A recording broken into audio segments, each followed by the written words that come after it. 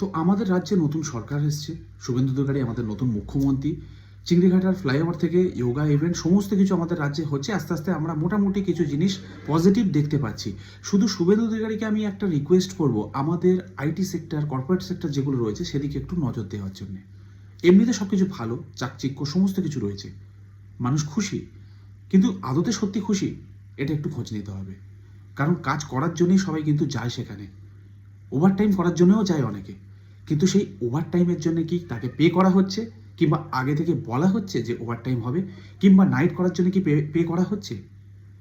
এবার কোম্পানির তরফ থেকে একটা কথা বলা হচ্ছে যে এটাই তো ডেডলাইন, কিন্তু আমাদের বুঝতে হবে বা খতিয়ে দেখতে হবে এই ডেডলাইনটা রিয়েলিস্টিক কিনা। রিয়েলিস্টিক ডেডলাইন দিলে আই থিঙ্ক প্রত্যেকটা এমপ্লয়ি যদি ফাঁকিবাজ না হয়ে থাকে সেটা ফুলফিল করতে পারবে বা অ্যাচিভ করতে পারবে। ওই 19-20-এর ফারাক থাকবে।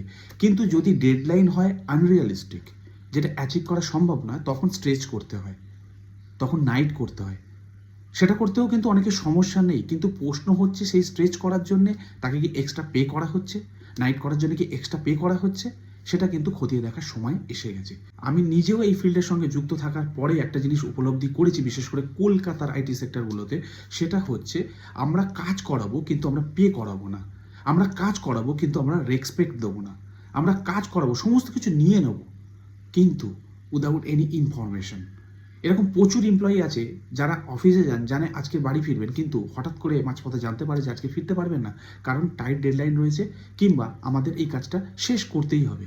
দেখুন, এই প্রসেসে প্রত্যেকটা জায়গায় কাজ হয়, ডেডলাইন সবাইকে ফলো করতে হয়, কিন্তু প্রশ্ন হচ্ছে ডেডলাইনটা কি রিয়েলিস্টিক নাকি আনরিয়েলিস্টিক। তাহলে কলকাতাতে এত বার্ডেন আসছে কেন? কলকাতাতে কেন এত নাইট করতে হচ্ছে, কেন তো স্টেজ করতে হচ্ছে, যেটা বাইরে করতে হচ্ছে না, পুনে, মুম্বাই, ব্যাঙ্গালোর কোথাও করতে হচ্ছে না। হ্যাঁ, রেয়ারলি করতে হয়, করতে হয় না সেটা আমি বলছি না, কিন্তু রেগুলার বেসিস যেটা কলকাতা হয় সেটা কেন বাইরে হয় না?